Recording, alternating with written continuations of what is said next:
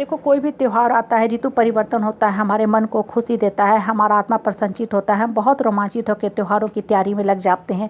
ये जो त्योहारों की तैयारी होती है, खुशी देती है हमें 2 से 3 दिन तक ही क्यों रहती है? हमें ये सवाल हमेशा अपने आप से पूछना चाहिए कि त्योहार की तैयारी बहुत हम उमंग से मनाते हैं, जोश से मनाते हैं, 2-3 दिन तक तैयारी में लगते हैं, फिर माता का मूर्ति का विसर्जन करते हैं। लेकिन ये जो पूजा और पाठ है, ये इतनी क्षणिक देर तक ही क्यों रहती है? क्यों हमें क्षणिक खुशी देती है? अगर आप अपने मन से पूछ के देखोगे तो आपका जो मन है वो आपको एक ही जवाब देगा कि हम सिर्फ़ और सिर्फ त्योहारों के दिन अपने माइंड को इस दिशा में लेके जाते हैं कि आज त्योहार है, आज हमको खुश रहना है।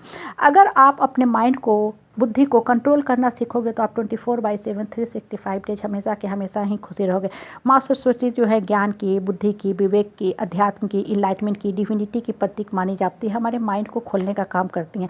तो क्या हमें माइंड खोलने का जो सिर्फ़ और सिर्फ साल में एक ही दिन पूजा के दिन होती है? क्या हम सिर्फ़ और सिर्फ बसंत पंचमी के दिन, माँ सरस्वती की पूजा के दिन ही अपने माइंड को खोलने का काम करते हैं कि माँ मेरे बुद्धि को खोलो?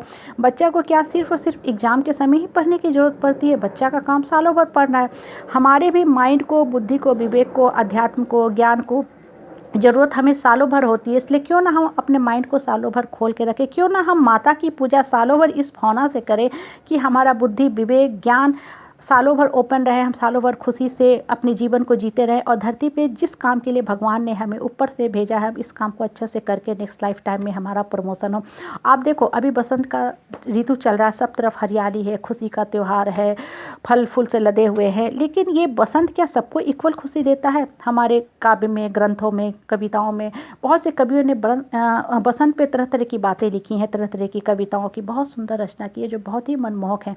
लेकिन ये सवाल हमें अपने आप से पूछना चाहिए क्या बसंत हमें वास्तव में खुशी दे रही है? बसंत देखो, या कोई भी ऋतु जो होती है ना, आज भी विशेष होती है। अगर आपका मन बहुत दुखी है तो ये बसंत की भी खुशी आपको खुशी नहीं देगी। लेकिन मन से आप अंदर से रोमांचित है, प्रफुल्लित हो, बहुत खुश हो, तो गर्मी की लू हो, पतझड़ हो या बर्फ़ की ठंडी हवा भी आपके मन को रोमांचित करते रहेगी, आपको खुशी देते रहेगी। इसलिए अपने आप को खुश रखना सीखो और खुशी आपको कहीं नहीं मिलेगी जब तक आपकी डिपेंडेंसी रहेगी त्योहार पे, ऑब्जेक्ट पे, किसी इंसान पे। आप हमेशा ही हमेशा दुखी रहोगे, क्योंकि ये त्यौहार आज है, कल फिर चला जाएगा, फिर से आप ओरिजिनल ऑर्डिनरी मंडेन लाइफ जीने लगोगे, फिर से आप दुखी हो जाओगे।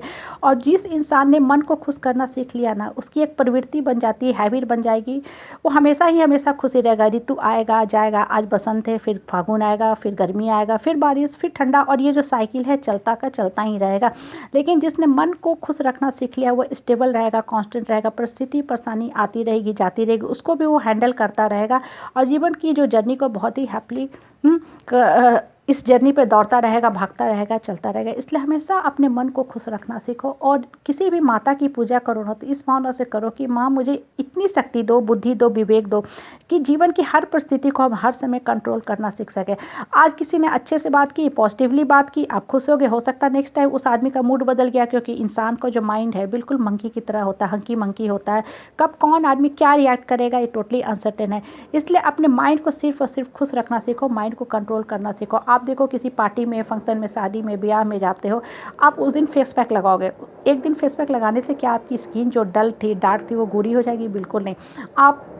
हम हमेशा दही, चंदन, बेसन, टमाटर, पपाया फेस पे हमेशा लगाते हैं। होता क्या है कि फेस के जो रफ है, डेड स्किन है, वो डेड हो जाते हैं और हमेशा हमारा फेस जो है ग्लो करता रहता है।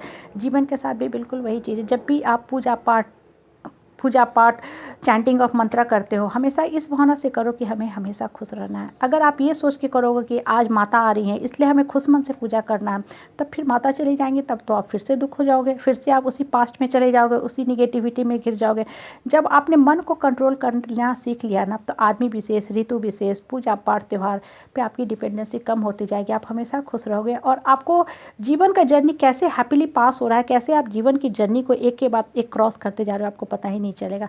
बच्चा जब पढ़ाई करता है उसे डेली केमिस्ट्री के इक्वेशन लिखने होते हैं, मैथ्स के इक्वेशन लिखने होते हैं, उसे हिस्ट्री का जो ईस्वी सन है उसे डेली याद करना होता है। अगर उसने एक दिन याद किया उसके बाद वो भूल जाएगा कि प्लासी का युद्ध 1757 में हुआ था कि 1857 में हुआ था, सिपाही मिटने कब हुआ था और तराइन की युद्ध कब हुई थी, प्लासी की युद्ध और पानीपत की युद्ध कब हुई थी, सारे उसे डेली डेली डेली मक करना पड़ता है, तब उसके माइंड में सिंक हो जाता है।